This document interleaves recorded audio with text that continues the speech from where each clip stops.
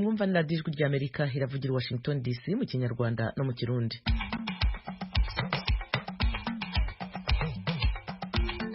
Muri uyu mwanya muri kumwe nanjye Eugenia Mukankusi ndabasuhuza kandi mbaye ikaze mu makuru yacu ya mu gitondo.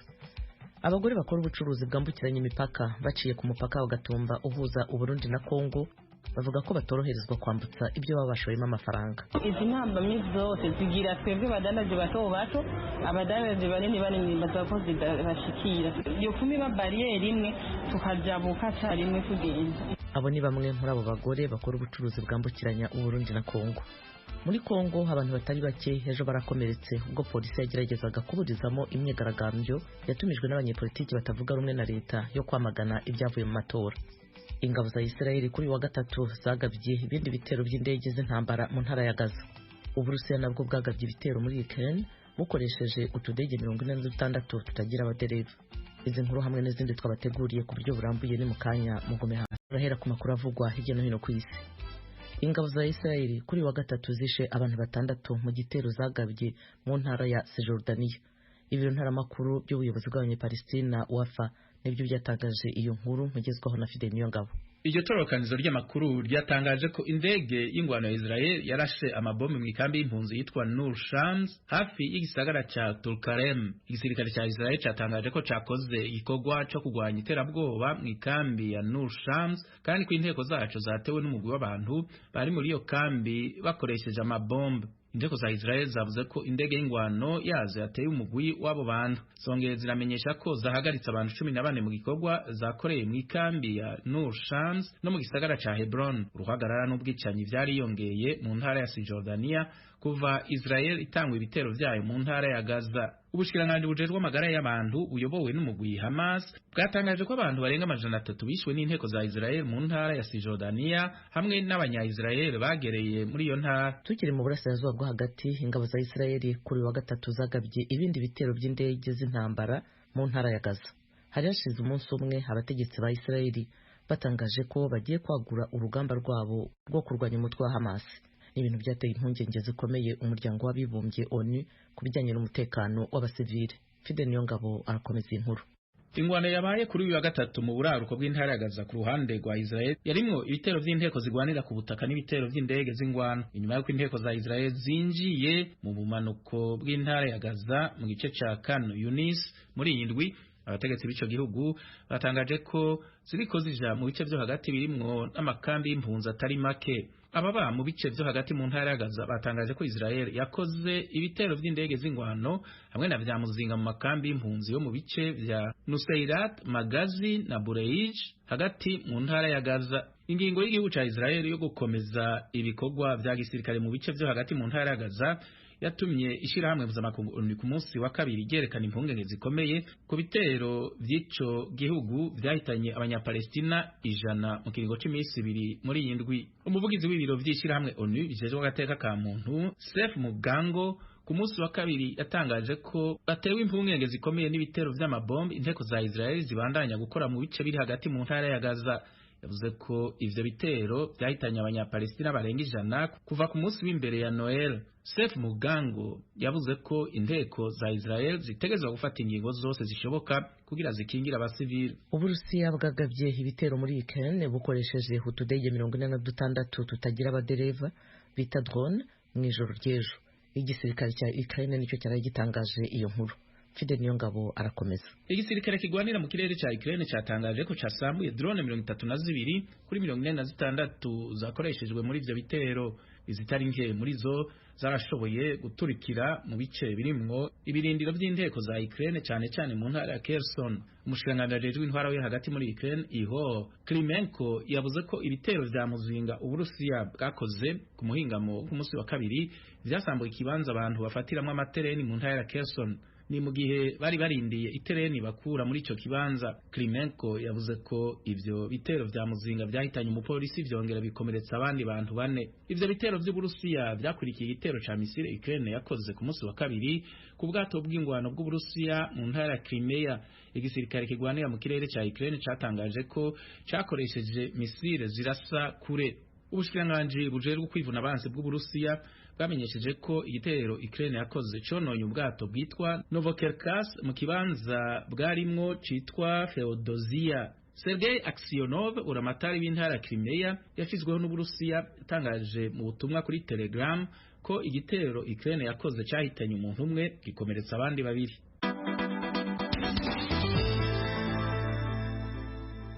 Ayo yaramwe makuru avugwa hirya no hino ku isi. Harakoze Fidel Niyongabo yatugejejeho. Tujye noneho mu karere k'ibiyaga bigari bya Afurika.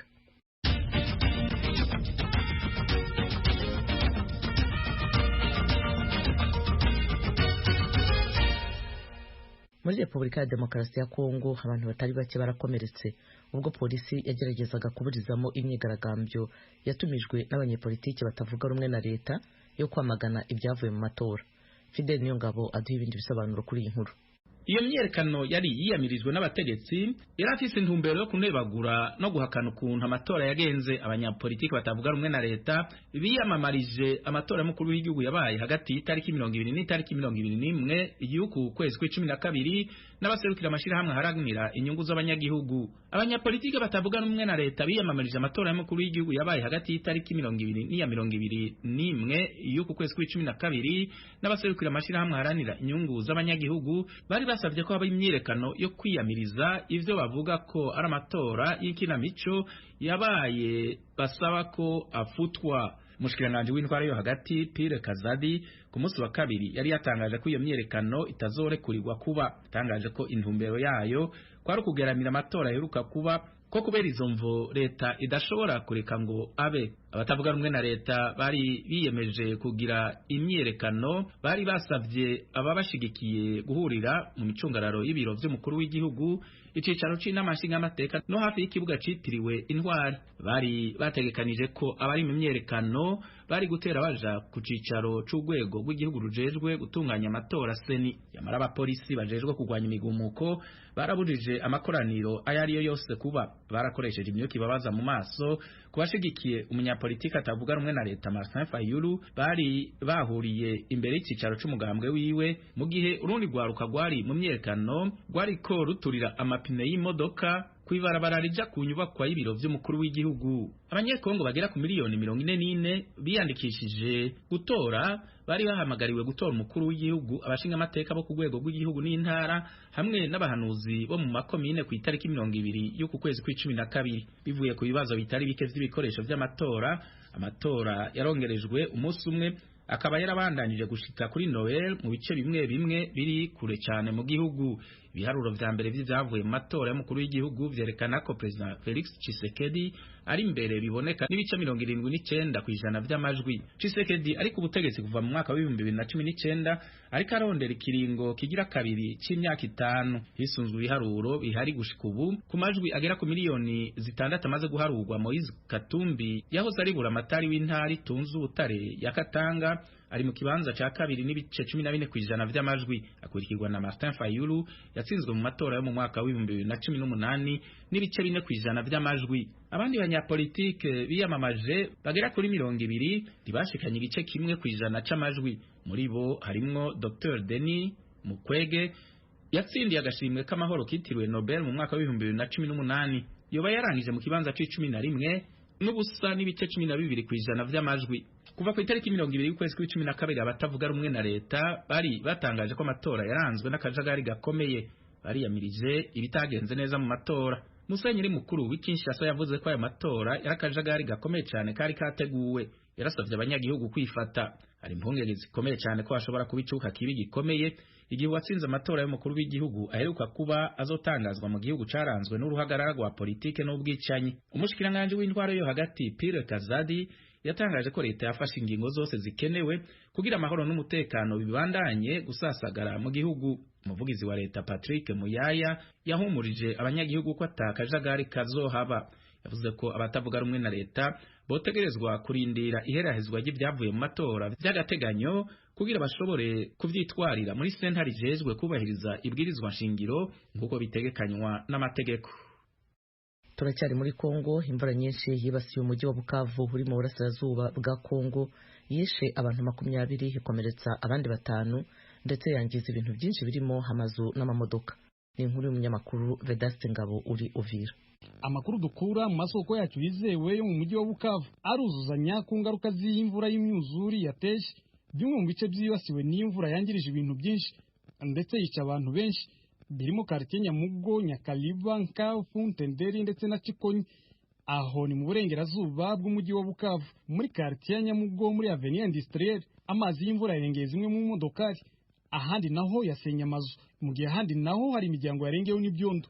Muri quartier Nkavu hari imyuzure yazanaga imirambo, ibintu byo mu mazu ibivanye ku mazu yubatse ku misozi kabijugunya kuri Place de l'Independance.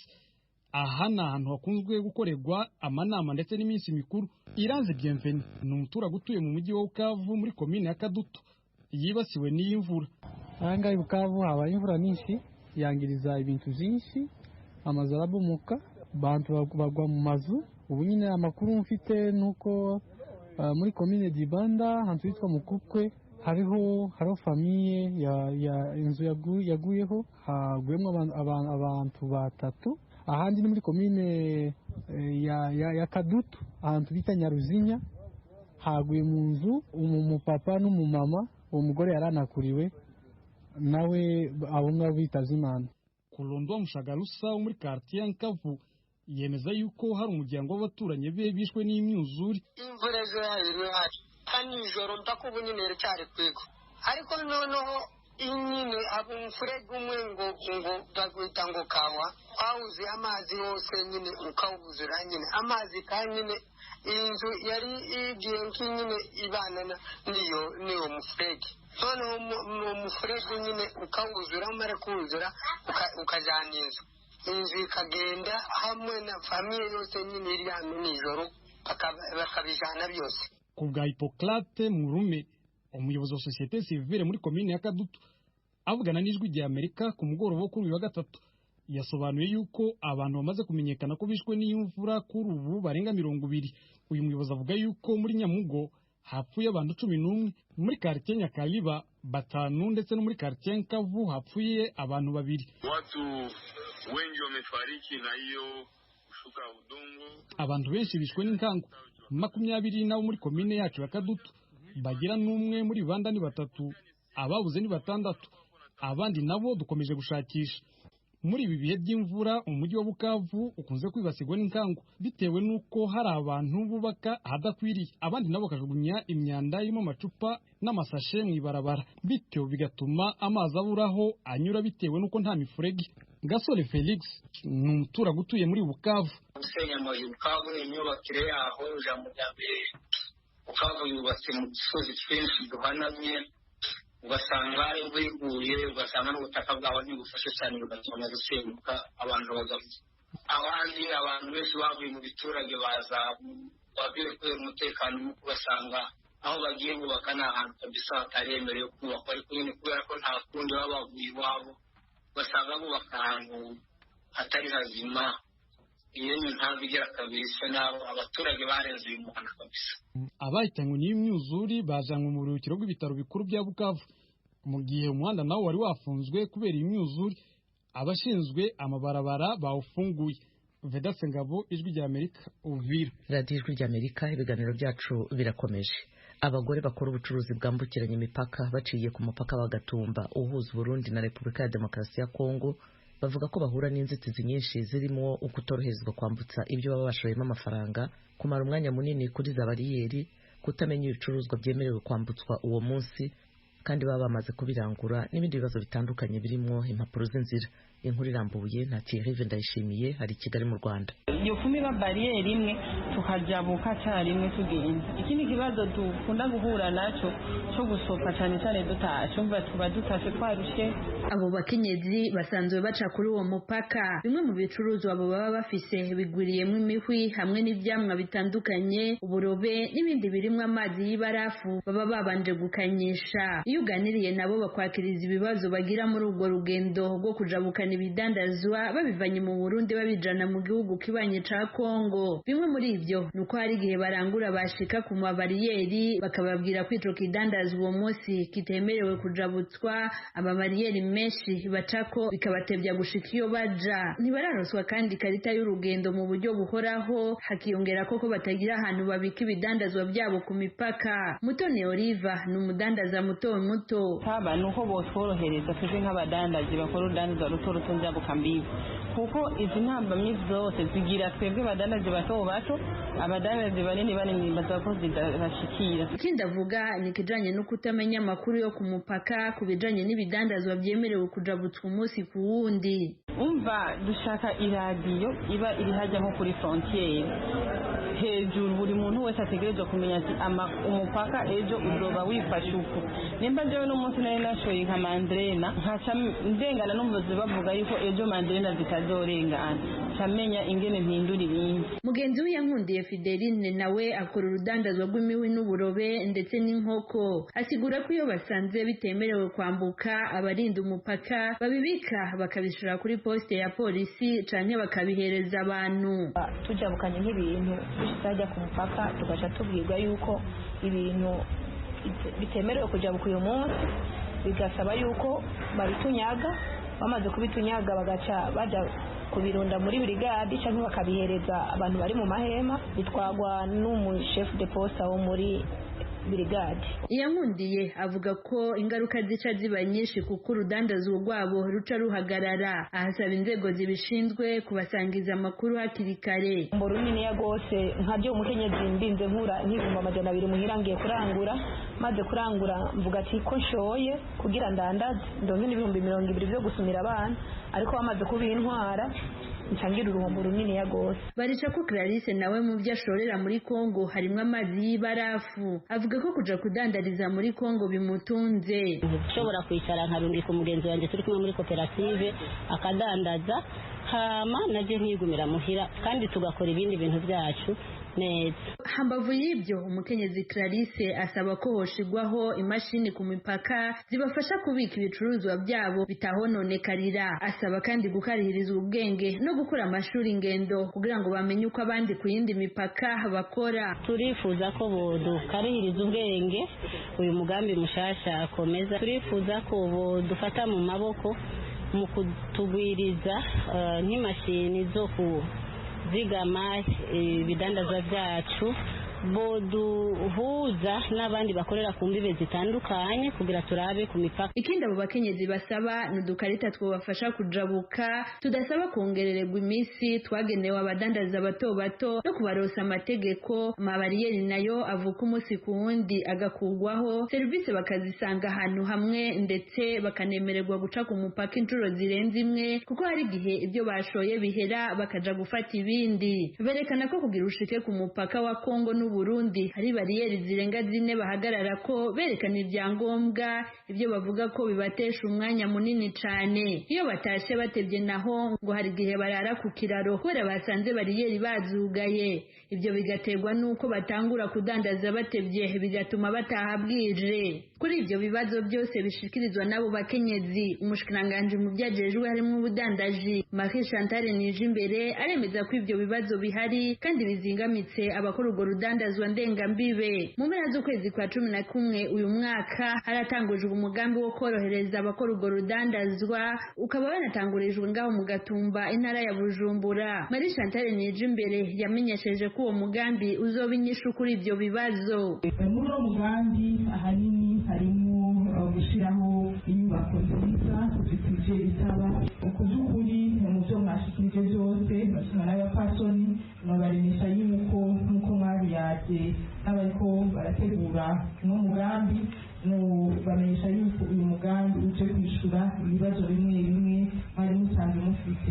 Urwo rudandazwa rukorwa n'abakenyezi ngo rubagirira akamaro bagatunga imiryango yabo. Abo bakenyezi barizeye ko bazova mu rudandazwa ruto bagashika ku rugero rw'abadandaza banini niboroherezwa mu nzira bacamo baja kudandaza. Ubushikiranganje bw'ubudandaji bumenyesha ko hazubakwa ibivuko bitandukanye, amabarabara ajayo hamwe n'inyubako nziza kugira ngo abadandaza boroherwe. Thierry Ndayishimiye, Ijwi ry'Amerika, Kigali.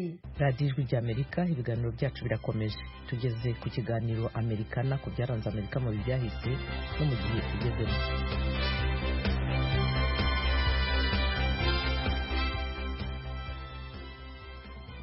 Mwaramutse neza. Ku itariki ya 27 y'ukwa 12 1945 ibigo bibiri bikomeye mu bukungu bw'isi byavukiye icyarimwe, ariko rero biratandukanye. Ni banki y'isi n'ikigega mpuzamahanga cy'imari FMI mu magambo magufi y'Igifaransa cyangwa IMF mu magambo ahinnye y'Icyongereza. Leta Zunze Ubumwe za Amerika bigizemo kandi iracyabifitemo uruhare runini cyane. Mbese nicyo kigugu kibirimo. Ikaze mu kiganiro Amerikana. Kuva ku itariki ya mbere kugera ku ya 22 z'ukwezi kwa karindwi 1944, Leta Zunze Ubumwe za Amerika yakoranyije inama y'ibihugu 44 byo ku isi yose ahitwa Bretton Woods muri leta ya New Hampshire mu majyaruguru y'uburasirazuba bwayo. Icyo gihe intambara ya kabiri y'isi yose yari igica agati n'amabuye, ariko abayobozi b'isi bo bari baratangiye gutekereza uburyo isi izasana ibyangiritse no kongera kwiyubaka nyuma y'intambara. Abari bayirimo bageze ku mwanzuro ko ubufatanye n'ubutwererane mu by'ubukungu ariyo nzira iganisha ku mahoro n'iterambere birambye. Inama yarangiye imaze gushinga ibigo bibiri: ikigega mpuzamahanga cy'imari Fonds Monetaire International FMI na banki mpuzamahanga y'iterambere no gusana isi Banque Internationale pour la Reconstruction et le Développement BIRD, ariko izwi cyane ku izina rigufi rya banki y'isi Banque Mondiale cyangwa World Bank. FMI ifite inshingano zo guteza imbere ubutwererane mpuzamahanga mu by'amafaranga, gukora ku buryo ubuzima bw'imari budahungabana ku isi nyine, no koroshya ubuhahirane. Ishinzwe kandi kurwanya ubukene n'ubushomeri. Naho BIRD cyangwa banki y'isi ishinzwe gutanga inguzanyo, ubwishingizi bw'inguzanyo no gutanga inama cyane cyane ku bihugu bikennye n'ibikiri mu nzira y'amajyambere. Nk'uko tubisanga ku rubuga rwa internet rwa Minisiteri y'Ububanyi n'Amahanga ya Leta Zunze Ubumwe za Amerika, ibitekerezo nyamukuru FMI na banki y'isi byubakiyeho byaturutse ku bahanga mu by'ubukungu ba Leta Zunze Ubumwe za Amerika n'Ubwongereza.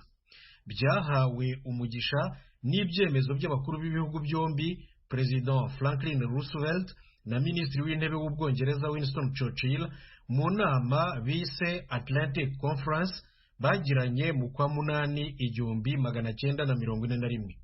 Mu kwa kabiri 1942 abayobozi ba za minisiteri z'imari z'ibi bihugu byombi bari bamaze kunoza neza ibyo bitekerezo no kwandika inkingi z'ibi bigo mpuzamahanga by'imari bifuzaga gushinga. Hakurikiyeho inama mpuzamahanga zitabarika kuri ibi bitekerezo n'imigambi ziza kubyara iyi Bretton Woods, yavuyemo nayo amasezerano ashyiraho FMI na banki y'isi, nayo yakurikiwe no kwinjiza amategeko remezo y'ibi bigo bibiri FMI na banki y'isi mu mategeko bwite ya buri gihugu. Inteko ishinga amategeko ya Leta Zunze Ubumwe za Amerika Congress yo yabikoze mu kwezi kwa karindwi 1945. Ibihugu byahaye umugisha wa nyuma watumye FMI na banki y'isi yose bivuka ku mugaragaro ku itariki ya 27 y'ukwa 12 1945. Kuri FMI byari 29, naho kuri banki y'isi byari 28. Kuri 44 rero byari byarateraniye i Bretton Woods mu kwa karindwi 1944.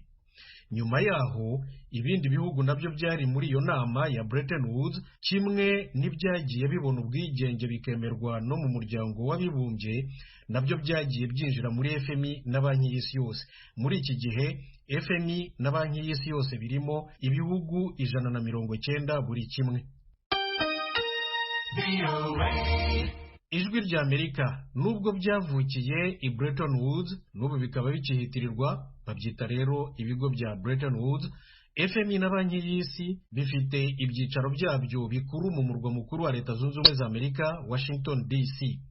Buri gihugu munyamuryango gifitemo imigabane hombi. Amerika niyo ifitemo myinshi cyane. Muri FMI ni 16 na 50%, naho muri banki y'isi ni 17 na 25%. Kuva FMI ibayeho, umuyobozi mukuru wayo ahora ari umunyaburayi, naho kuri banki y'isi urubuga internet rwayo rutubwira ko kuva yavuka buri gihe perezida wayo ari umunyamerika, ashyirwaho n'umukuru w'igihugu cy'Amerika. Rusobanura kandi ko Leta Zunze Ubumwe za Amerika ariyo yonyine rukumbi ifite muri banki y'isi ububasha ndahangarwa bwa veto ku byemezo bya banki, bityo ifite uruhare rw'umwihariko mu birebana n'imigambi na politiki bya banki y'isi. Nyamara rero abahanga mu bya diplomasi bemeza ko nubwo wavuga ko Amerika ariyo yaremye kandi ariyo iremereye cyane muri FMI na banki y'isi, mu by'ukuri si utwana twayo yitegekera cyangwa se ikoresha icyo ishaka nuko yishakiye. Igomba kujya inama no kumvikana n'ibindi bihugu, siyo yonyine rero ifatira ibyemezo FMI na banki y'isi yose. Nshuti zacu, ikiganiro Amerikana cy'uyu munsi ntagihumurije. Mbashimiye ko mwagiteze amatwi. Mugire umunsi mwiza, umunsi w'amahoro. Mwari kumwe na Thomas Kamirindi, murakarama. Icyo cyari ikiganiro Amerikana ku byaranze Amerika mu bihe byahise no mu bihe tugezemo. Mbibutse inshuti z'ijwi rya Amerika ko iyi ari radiyo yanyu ivugira i Washington DC mu Kirundi no mu Kinyarwanda. Mu Burundi twumvikanira ku mirongo migufi kuri metero 19 na metero 22. Mu Rwanda mudukurikira kuri FM 104.3 y'ijwi rya Amerika. Kuri internet muradusanga kuri wa3.radio.com no kuri Facebook na YouTube VOA Radio yacu.